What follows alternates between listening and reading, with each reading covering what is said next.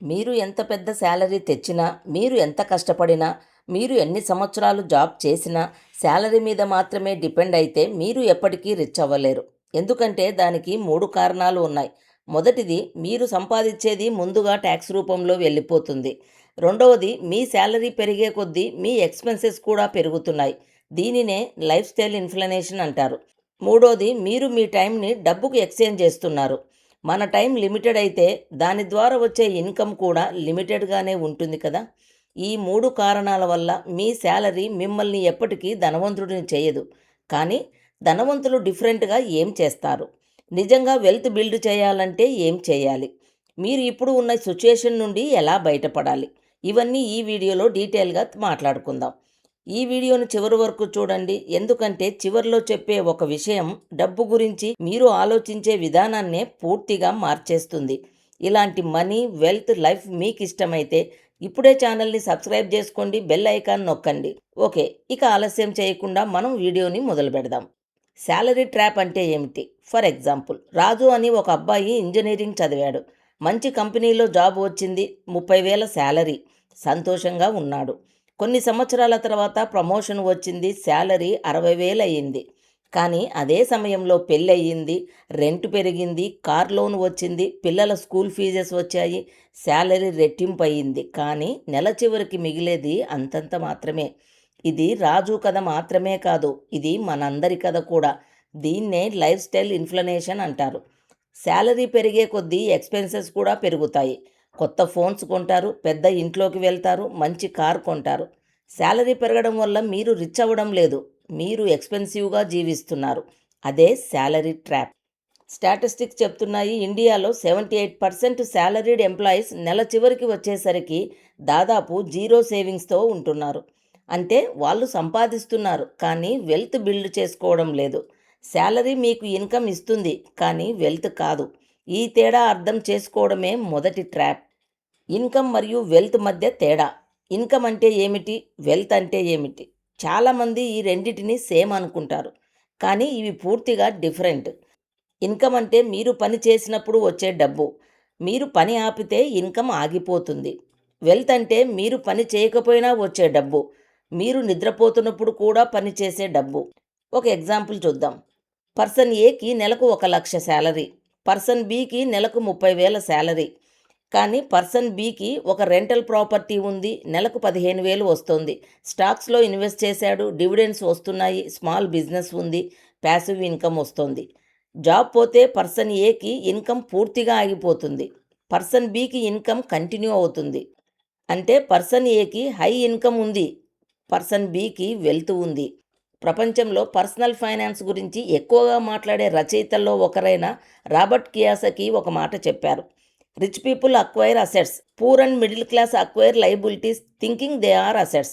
అంటే rich people assets కొంటారు, అంటే వారి పాకెట్లోకి డబ్బు తీసుకొచ్చే వాటిని. మిగతా వాళ్ళు లయబిలిటీస్ కొంటారు, అంటే వారి ప్యాకెట్లో నుంచి ప్రతి నెల డబ్బు తీసే వాటిని. కానీ వాటినే అసెట్స్ అనుకుంటారు. మీ కార్ అసెట్ అనుకుంటున్నారా? కాదు, అది లయబిలిటీ. పెట్రోల్, మెయింటెనెన్స్, ఇన్సూరెన్స్ అన్నీ మీ ప్యాకెట్ నుండి వెళ్తున్నాయి. రెంటల్ ప్రాపర్టీ అసెట్స్, అది మీ ప్యాకెట్లో డబ్బు వేస్తుంది. శాలరీ మాత్రమే ఎందుకు ఫెయిల్ అవుతుంది? ఇప్పుడు అర్థం చేసుకుందాం, శాలరీ మాత్రమే ఎందుకు మిమ్మల్ని ధనవంతుల్ని చేయదో. దానికి 3 కారణాలున్నాయి. మొదటి కారణం ట్యాక్స్.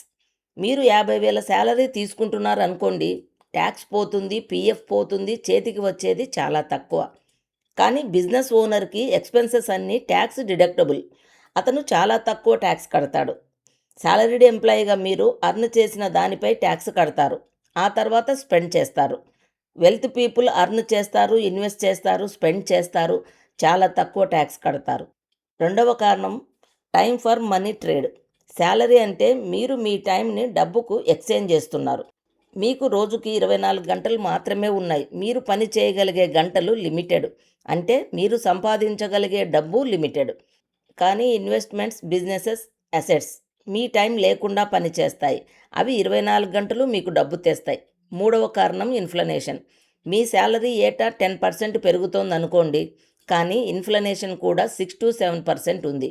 అంటే మీ రియల్ పర్చేజింగ్ పవర్ కేవలం 3-4% మాత్రమే పెరుగుతోంది.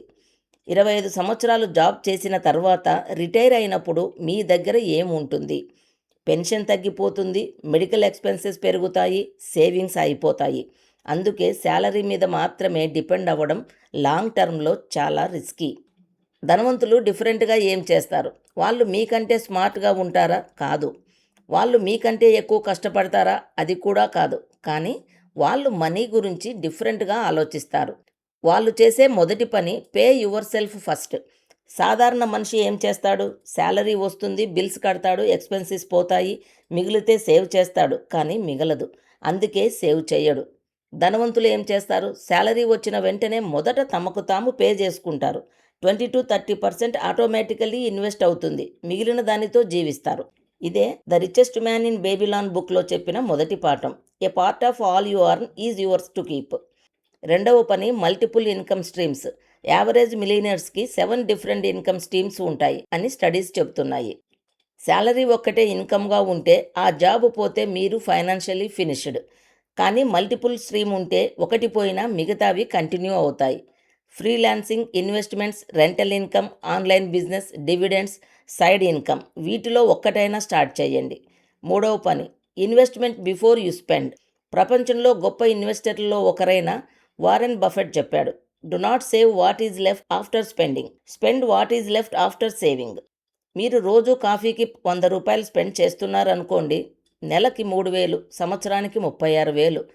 ఆ 36,000 ఎస్ఐపిలో పెట్టారనుకోండి, 15% రిటర్న్స్‌తో 20 సంవత్సరాల తర్వాత దాదాపు 60 లక్షలు అవుతుంది. కాఫీ తాగడం తప్పు కాదు, కానీ ఇన్వెస్ట్ చేయకుండా స్పెండ్ చేయడం తప్పు.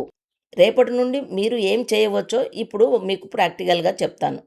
స్టెప్ 1, మీ కరెంట్ ఫైనాన్షియల్ సిట్యుయేషన్ అర్థం చేసుకోండి. ఒక పేపర్ తీసుకోండి. మీ మంత్లీ ఇన్కమ్ రాయండి. మీ మంత్లీ ఎక్స్‌పెన్సెస్ కూడా రాయండి. మీకు ఎక్కడ డబ్బు వేస్ట్ అవుతుందో చూడండి. స్టెప్ 2, ఎమర్జెన్సీ ఫండ్ బిల్డ్ చేయండి.